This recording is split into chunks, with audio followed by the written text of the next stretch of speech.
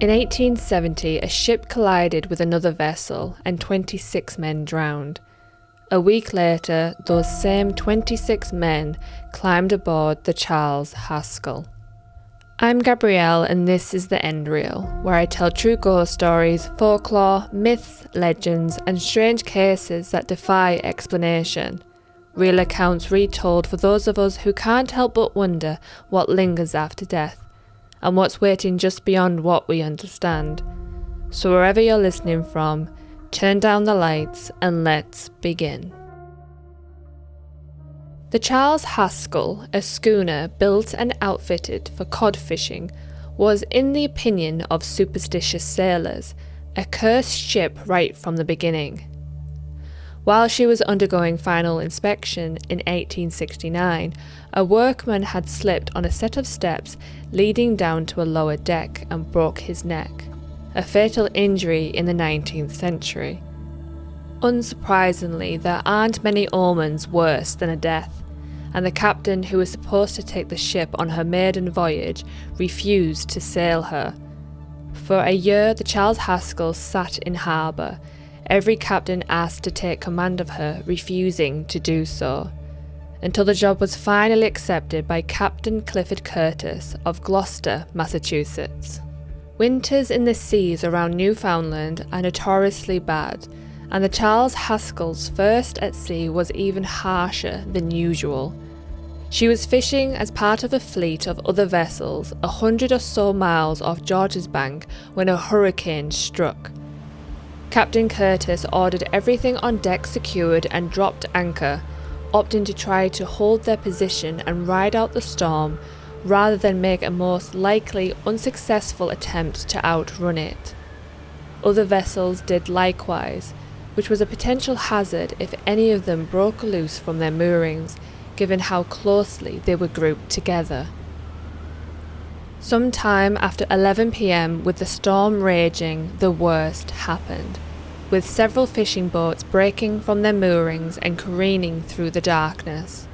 The Charles Haskell almost had another vessel thrown directly on top of her by a huge wave, but narrowly avoided it when a crewman who had been stationed by the anchor rope with an axe for this very purpose cut the rope and she was tossed out of the way by another wave. It was an almost miraculous escape, but now the Charles Haskell and her crew had another problem. She was adrift and impossible to control in the wind and rough seas. Eventually, the inevitable happened, and the Charles Haskell collided with another vessel, the Andrew Jackson, from out of Salem, Massachusetts. While the Charles Haskell managed to stay afloat and limped back to port badly damaged, the Andrew Jackson was lost with all 26 of its crew. Contrary to what you might expect, the Charles Haskell's survival against the odds did nothing to counteract her cursed reputation. Quite the opposite, in fact. As far as the local fishermen were concerned, the Charles Haskell had been too lucky, and her survival was the work of the devil himself. When spring arrived, the Charles Haskell had been repaired and was back at sea, making the most of better weather and excellent catches.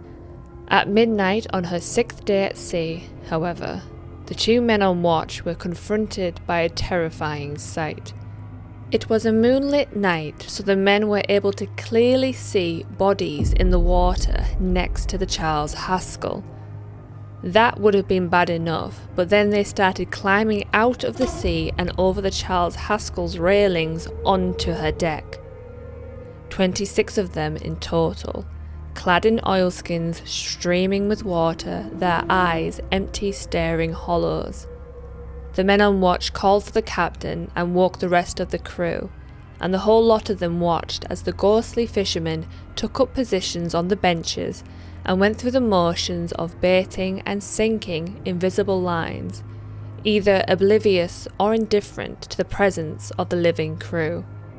When their task was complete, the ghosts silently lined up single file and one by one climbed back over the railing, vanishing into the sea. Captain Curtis immediately ordered that the Charles Haskell be turned around to return to the port, but another night would have to pass before they got there.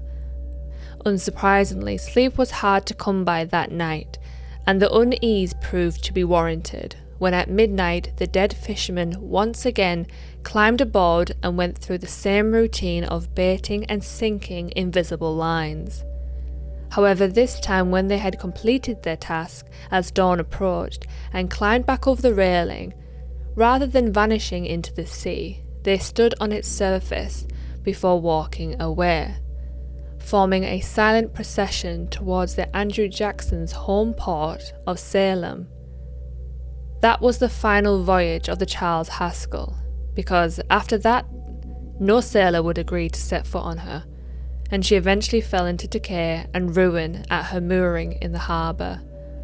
Her last crewman, John Winters, died in 1920 at the age of 86, and according to the local newspapers, he repeated the tale of the ghostly encounter at sea almost to the last days of his life. The Charles Haskell was real. The hurricane that wrecked the fleet was real. The Andrew Jackson was lost with 26 men. After that, you can decide where truth and tale begins.